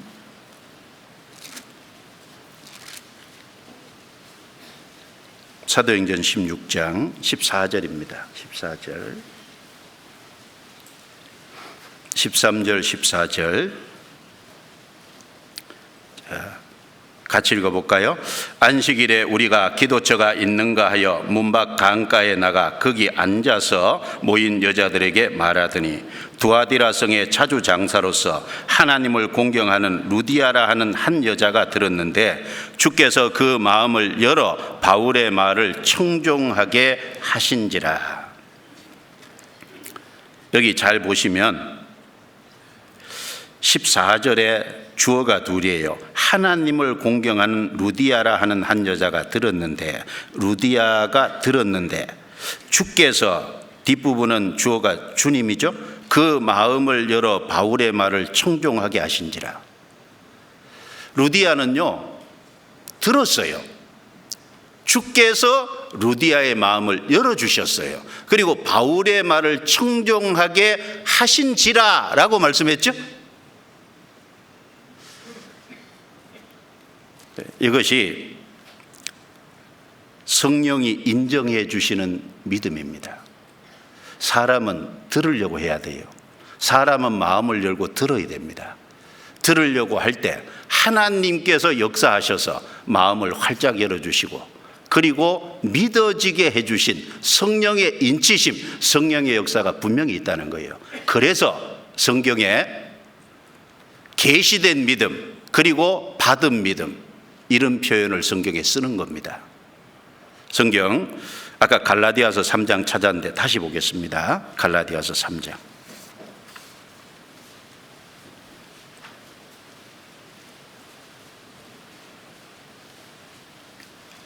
갈라디아서 3장 23절. 믿음이 오기 전에 우리가 율법 아래 매인 바 되고 계시될 믿음의 때까지 갇혔느니라. 25절에 믿음이 온 후로는 우리가 몽학선생 아래 있지 아니하도다. 여기 믿음이 오기 전이 있고 믿음이 온 후로가 있고 가운데가 계시될 믿음이 있어요. 계시라는 것은 하나님 편에서 역사에서 열어서 깨닫게 해주신 것을 분명히 가르칩니다. 계시될 믿음, 계시된 믿음, 하나님께서 열어서 확인시켜 주신 믿음. 자, 무대 안에 어떤 것이 있는데 막을 쳐놓으면 아무것도 안 보이잖아요. 무대 막을 여는 것처럼 열어서 보여주는 거예요. 열어서 깨닫게 해주시는 성령의 조명하심이 있다는 겁니다, 분명히. 그래서 성경에 베드로후서 1장 1절에 보면 예수 그리스도의 종과 사도인 시몬 베드로는 우리 하나님과 구주 예수 그리스도의 의를 힘입어 동일하게 보배로운 믿음을 우리와 같이 받은 자들에게 편지하노니. 받은 자들이라 그랬어요. 믿음은 받는 겁니다. 그리고 유다서 1장 3절에도 성도에게 단번에 주신 믿음의 도를 위하여 힘써 싸우라는 편지로 권하여야 할 것을 느꼈다. 성도에게 단번에 주신 믿음의 도예요. 하나님이 주셨어요. 사람 편에서는 받아야죠. 그래서 주께서 열어주셨다든지 그리고 계시될 믿음이라든지 받은 믿음이라든지 믿음을 주셨다든지 이런 표현은 틀림없이 하나님 편에서 주시는, 확증해 주시는, 인쳐 주시는 성령이 역사하신 믿음이 있다는 것을 분명히 얘기합니다. 이 믿음이 있어야 구원이고, 그리고 그런 믿음이 있어야 영원한 천국에 갑니다. 그런데 성경에 잘못된 믿음에 대해서도 얼마든지 언급하고 있어요. 성경에 잘못된 믿음을 언급하고 있다는 것은 믿으려고 하는 것으로 끝나는 경우도 있고, 인간의 의지로 끝나는 경우도 있고, 그리고 내용이 잘못된 것도 있고, 우리는 자신의 믿음에 대해서 분명하게 해야 될 겁니다. 주님 오실 때가 더욱 가깝기 때문에요. 디모데전서 1장 19절에 보면 믿음과 착한 양심을 가지라. 어떤 이는 이 양심을 버렸고 믿음에 간하여는 파선하였느니라. 여러분, 배가 가다가 파선되면 사람이 빠져 죽어요. 빠져 죽습니다. 파선되면 죽는 것처럼 파선된 믿음은 천국 못 가는 믿음이에요. 어떤 이들은 이 양심을 버렸고, 양심을 버린 믿음. 여러분, 믿음이 확실하면요 양심이 발라요. 확실하게 믿음이 주어질 때 성령이 우리 속에 오시고, 성령이 우리 속에 오심으로 말미암아 선한 양심으로 양심의 원래 목적과 기능을 회복해요. 그래서 하나님을 찾아가고, 그리고 죄를 죄로 구분하도록 만드는 것이 있습니다. 그런데 구원을 받았다고 하면서 양심을 어기고 마치 화인받은 양심처럼 살아간다면 그건 구원 안 받았을 가능성이 훨씬 높습니다. 뭔가 착각하고 있는 걸 거예요. 믿음과 착한 양심을 가지라 그랬습니다. 버리운 믿음은, 파선된 믿음은 그 옳은 믿음이 아닙니다. 고린도전서 15장 2절에는 너희가 만일 나의 전한 그 말을 굳게 지키고 헛되이 믿지 아니하였으면 구원을 얻으리라, 그 말씀하셨는데, 나의 전한 그 말이 복음이잖아요. 복음을 굳게 지키고 헛되이 믿지 아니하였으면 구원을 얻으리라. 무슨 말이에요? 자기가 믿으려고 하는 의지를 넘어서서 믿어진 믿음은 그게 하나님이 지켜주십니다. 그러니까 구원이 확실할 거예요. 그러나 믿으려고 하는 의지에서 끝나는 경우도 있을 거예요. 그러면 그건 성경에서 말하는 믿음이 아닙니다. 디모데후서 3장 7절 8절에 보면요, 항상 배우나 마침내 진리의 지식에 이를 수 없느니라. 얀네와 얀브레가 모세를 대적한 것 같이 저희도 진리를 대적하니 마음이 부패한 자요 믿음에 관하여는 버리운 자니라 라고 말씀하셨는데, 버리운 믿음도 있어요. 처음에는 믿는 것 같은데 시간이 지나가면서요 진리를 대적하는, 뭔가 처음부터 진리가 그 속에 안 들어간 거예요. 버리운 자들이니라. 믿음에 관하여 버리운 믿음도 있습니다. 그리고 야고보서 2장에 보면은 생명 없는 헛된 믿음도 있죠. 야고보서 2장 18절에 보면요, 나는 행함이 있고 너는 믿음이 있으니 행함이 없는 내 믿음을 내게 보이라. 나는 행함으로 내 믿음을 내게 보이리라. 그 말씀 나오거든요. 아하, 허탄한 사람아, 하나님이 한 분이신 줄을 믿느냐? 잘하는도다. 귀신들도 믿고 떠느니라. 하나님 한 분인 걸 믿는 것은 귀신도 믿는다는 거예요. 예수님이 이스라엘 땅에 오셨을 때 귀신 들린 자가 예수님 알아봤죠? 귀신 들린 자가 알아본 것보다 귀신이 알아본 겁니다. 왜냐하면 영적인 그 존재는요 예수님에 대해서 잘 알죠. 때가 되기 전에 내게 오셨나이까, 하나님의 아들이요 계속 귀신이요 그렇게 고백을 하지 않습니까? 하나님 한 분인 건 귀신이 확실히 압니다. 하나님 한 분인 걸 아는 동시에 참으로 회개하고 성령의 도우심으로 복음이 믿어져야죠. 믿어져서 생명이 들어간 것이라면 삶의 변화가 있어요. 하나님이 속을 바꾸시는데 밖이 안 바뀌겠어요? 그래서 사도행전 2장 26절에 보면은 영혼 없는 몸이 죽은 것 같이 행함이 없는 믿음은 죽은 것이라. 행함이 없는 믿음은 죽은 것이라. 그 죽은 믿음, 거긴 생명 없는 믿음, 그게 천국 못 가는 믿음을 얘기하는 겁니다. 야고보서 2장에 잘못된 믿음들이 있어요.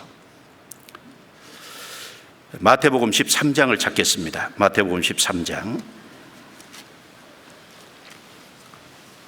마태복음 13장.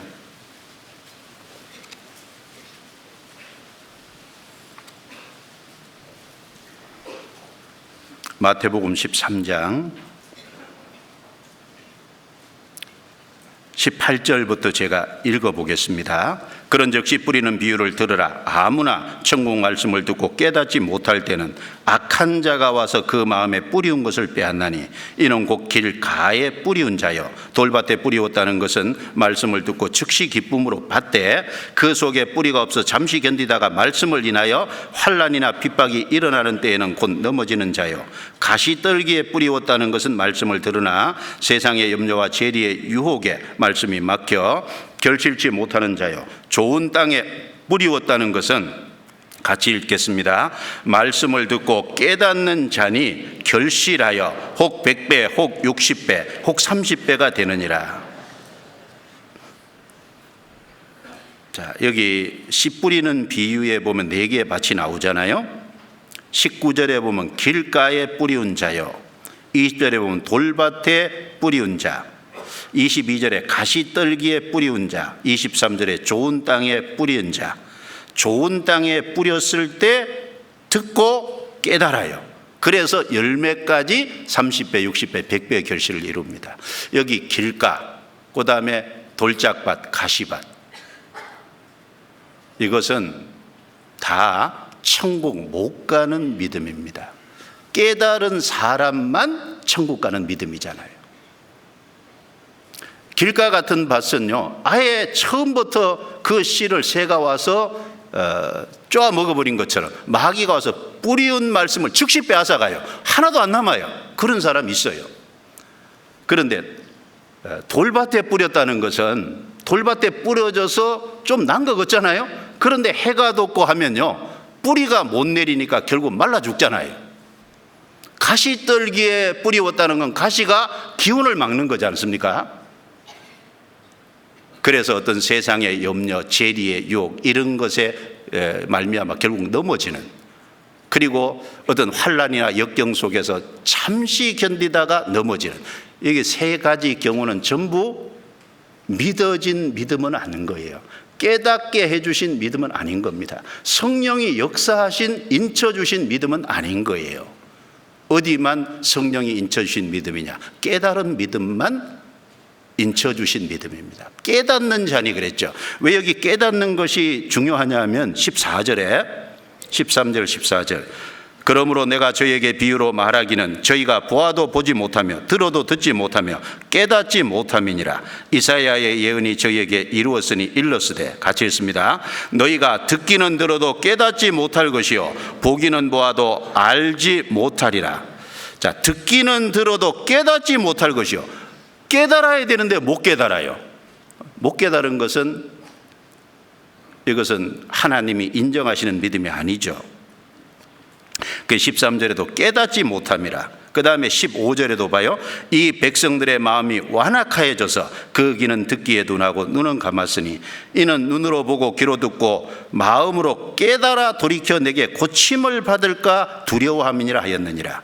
13절에도 깨닫지 못함이니라. 14절에도 깨닫지 못할 것이요 15절에도 깨달아 돌이켜 내게 고침을 받을까 두려워함이니라. 23절에 깨닫는 자니 구분이 있잖아요.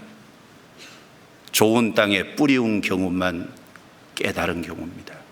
좋은 땅에 뿌리는 경우 깨달은 이 사람만 성령이 인쳐주시는 믿음이에요.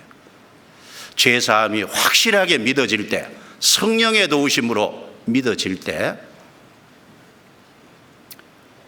깨닫는 것이고 그리고 성령이 그 속에 오시고 성령이 그 속에 오시면 그 사람 삶이 변화되고 그 사람의 가치관과 목적이 바뀌고 그래서 생활이 변화가 됩니다. 연결이 되잖아요.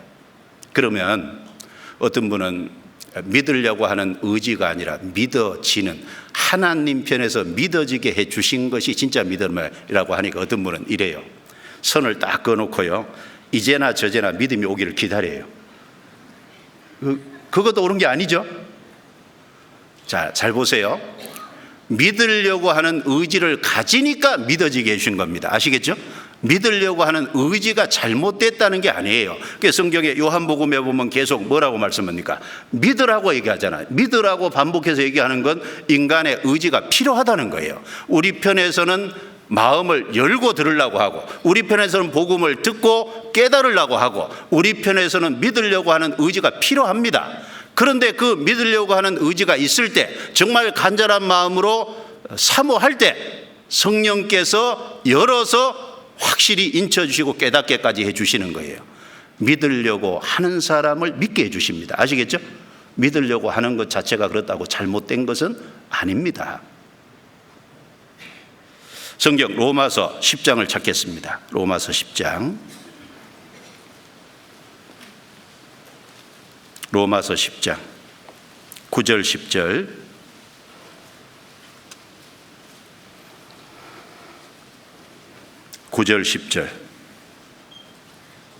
자, 같이 읽어보겠습니다. 내가 만일 내 입으로 예수를 주로 시인하며 또 하나님께서 그를 죽은 자 가운데서 살리신 것을 내 마음에 믿으면 구원을 얻으리니 사람이 마음으로 믿어 의에 이르고 입으로 시인하여 구원에 이르느니라. 여기 잘 보시면 예수를 주로 시인하며, 이 시인한다는 건 적극적인 행위를 의미하죠. 또 하나님께서 그를 죽은 자 가운데서 살리신 것을 내 마음에 믿으면 구원을 얻으리니, 여기 믿으면 구원을 얻으리니 10절에 마음으로 믿어 의에 이르고, 9절에 믿으면, 10절에 믿어, 이게 원문을 보면 달라요. 9절에 믿으면 이것은 능동태입니다. 내 편에서 적극적으로 믿으려고 해야 된다는 거예요. 10절에 믿어, 이것은 수동태예요. 하나님 편에서 믿어지게 해주시는 겁니다. 내가 믿으려고 하니까 하나님께서 믿어지게 해주시는 겁니다. 아시겠죠? 믿으려고 하는 의지가 당연히 필요하죠. 선을 그어놓고 이제나 저제나 믿음이 오기를 기다리지 마세요. 왜냐하면 저 그런 분 여러 번 상담했기 때문에 하는 얘기입니다. 오기를 기다려요. 자기가 정해놓은 어떤 이제 구원이라는 왁구를 딱 만들어 놓고 그게 오기를 기다려요. 자기 편에서는 믿으려고 안 해요. 그것도 잘못된 거죠. 또 한 구절 찾아볼게요. 시편 24편. 시편 24편.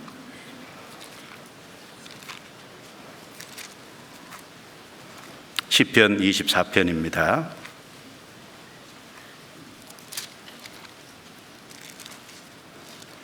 시편 24편 7절부터 10절 제가 읽습니다. 문들아 너희 머리를 들지어다. 영원한 문들아 들릴지어다. 영광의 왕이 들어가시리로다. 영광의 왕이 니시뇨 강하고 능한 여호와시요 전쟁에 능한 여호와시로다. 문들아 너희 머리를 들지어다. 영원한 문들아 들릴지어다. 영광의 왕이 들어가시리로다. 영광의 왕이 니시뇨 만군의 여호와께서 곧 영광의 왕이시로다. 여기 문들아, 영원한 문들아, 이 말을 했을 때 1차적으로는 이 문들이 예루살렘 성벽에 있는 여러 문을 가리킬 겁니다. 그런데 이것은 예루살렘 성벽에 있는 여러 문을 가리키는 것보다 더 직접적으로 얘기하면 우리 마음의 문을 가리킬 거예요. 왜냐하면 예루살렘 성벽의 문은 영원한 건 아니거든요. 사람의 마음의 문은 영원하잖아요. 왜냐하면 이게 영원 문제를 결정하는 거지 않습니까? 그러니까 이제 영광의 왕인 주님이 우리 속에 들어오려고 하시는데 여기 두 번이나 반복하게 너희 머리를 들지어다. 영원한 문들아 들릴지어다. 7절에도 그렇게 말씀하고 9절에도 그렇게 말씀을 했습니다. 들지어다, 들릴지어다 이렇게 말씀했어요. 앞에 들지어다, 이걸 이제 원문에 보면 능동태다 그 말입니다. 들릴지어다 그 말은 수동태다 그 말입니다. 왜 앞에 능동태를 띄고 뒤에 수동태를 써놨겠어요? 내가 문들을 들려고 할 때 주님이 들게 해주시는 거지 않습니까? 내가 마음문을 열려고 할 때 주님이 열어서 깨닫게 해주시는 것이 틀림없을 거예요. 그래서 요한계시록 3장 20절에 보면 볼지어다 내가 문 밖에 서서 두드리노니 누구든지 내 음성을 듣고 문을 열면 내가 그에게로 들어가 그로 더불어 먹고 그는 나로 더불어 먹으리라. 하나님이 문 밖에서 두드린대요. 누구든지 내 음성을 듣고 문을 열면, 음성을 듣고 문을 여는 건 귀를 기울이고 듣는 거지 않습니까? 문을 열면 누구든지, 자, 각 사람은 자기 마음의 문을 열어야 될 필요를 틀림없이 얘기하고 있잖아요. 문을 열면. 그런데 아까 사도행전 16장 14절에 주께서 그 마음을 열어, 그러니까 내가 열라고 할 때 주님이 열어주시지 않습니까? 그래서 들려고 할 문을 들릴지어다, 그러니까 들릴지어다. 그래서 열라고 할 때 열어주는 것이 확실할 거예요. 어떤 사람이 구원받기 어렵냐 하면은 마음문을 탁 닫아놓고요, 마음문을 탁 닫아놓고 안 들으려고 하는 사람이 있잖아요. 그 사람은 하나님도 안 도와주시고, 그리고 마귀도 역사하기가 가장 좋은 마음일 거예요. 그렇지 않습니까? 고린도후서 3장 한번 찾아봐요. 고린도후서 3장.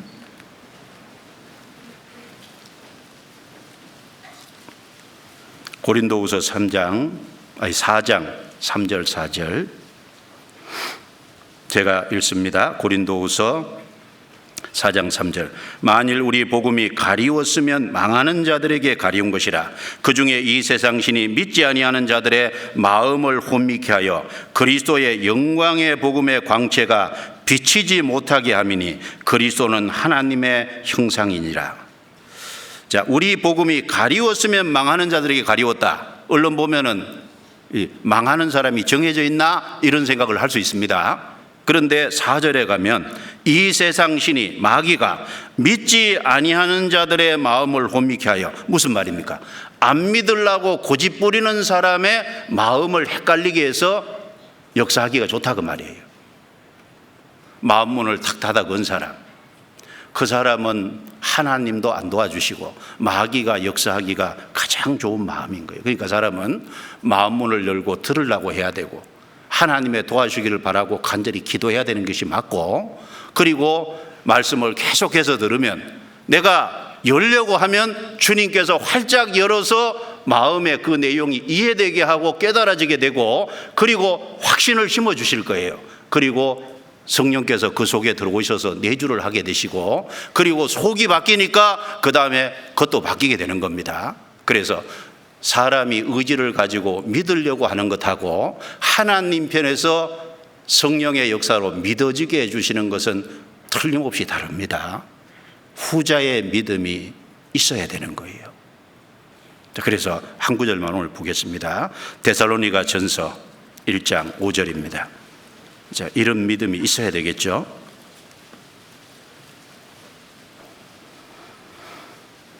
(1장 5절) 데살로니가 전서 1장 5절 같이 읽습니다. 이는 우리 복음이 말로만 너희에게 이른 것이 아니라 오직 능력과 성령과 큰 확신으로 된 것이니 우리가 너희 가운데서 너희를 위하여 어떠한 사람이 된 것을 너희 아는 바와 같이니라. 복음이 말로만, 그래서 귀로 들어갔다 머리에 지식으로만 남는 게 아니고 하나님의 능력과 성령의 역사로 이루어질 때 개인에게 큰 확신이 된다 그 말이에요. 성령이 조명해 주시는, 역사하시는, 인쳐 주시는 확실한 믿음을 가져야 되겠습니다. 그래서 오늘 사실은 7가지 하려고 했는데 3가지만 차이를 얘기했습니다. 율법과 은혜의 차이, 그 다음에 이제 산자와 죽은 자는 분명한 차이가 있고, 사람 편에서 믿는 의지하고 하나님 편에서 믿어지게 해준 것은 명확한 차이가 있다는 걸 좀 생각을 하시면 좋겠습니다. 그리고 우리 시대 현대교회의 문제점 하나는 이게 율법과 은혜는 분명한 차이가 있음에도 연결된 거죠. 그래서 하나님의 은혜를, 즉 하나님의 은혜는 사랑이 동기잖아요. 하나님의 사랑을 하나님의 공의와 따로 분리시킨다는 게 문제예요. 요즘 세상 거의 대부분의 교회가요, 하나님의 공의, 율법을 강조 안 하잖아요. 그러니까 죄를 강조 안 하고 심판과 지옥을 강조 안 합니다. 그리고 사랑만 얘기하니까 사랑이 이루어질 리가 없잖아요. 율법을 통해서 회개가 되고 그 다음에 은혜를 통해서 믿음으로 구원을 받잖아요. 그러니까 차이가 있는 동시에 하나인 거예요. 그래서 이 두 가지를 분리시키면 안 됩니다. 그래서 세상 교회들 이 가지 두 가지를 분리시키니까 믿는다고 하는데 안 믿어져 있잖아요, 보면은.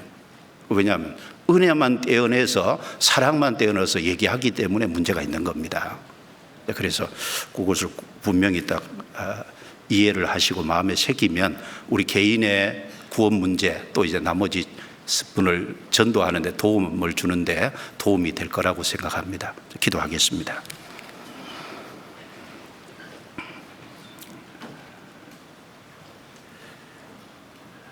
은혜와 사랑이 풍성하신 크신 하나님 감사합니다. 오늘 말씀을 통해서 성경에서 하나님이 차이를 두신 여러 부분에 대해 교제할 수 있는 귀한 시간을 주신 것 감사합니다. 하나님이 차이를 두신 것을 우리도 분명히 알고 또 바르게 적용하고 내 개인의 신앙을 말씀에 굳건히 세울 수 있도록 도와주시고 또 다른 사람을 세우는 데 도움을 줄 수 있도록 도와주옵소서. 7차 학예 수양의 마지막까지 잘 마치게 도와주시고 이번에도 잃어진 영혼이 다 구원을 받아 내려갈 수 있도록 은혜와 자비를 베풀어 주옵소서. 또 복음의 역사에 우리 모두 귀하게 쓰임받고 사용될 수 있도록 도와주옵소서. 다가오는 축의 수양에도 우리 마음을 열고 또 마음을 합쳐서 잃어진 영혼을 많이 주 앞으로 이끌 수 있도록 도와주옵소서. 우리가 은혜를 받은 자답게 주님의 도구로서 남은 생에 귀하게 쓰임받게 인도해 주옵소서. 우리를 구원해 주신 주 예수님 이름으로 기도드려옵니다. 아멘.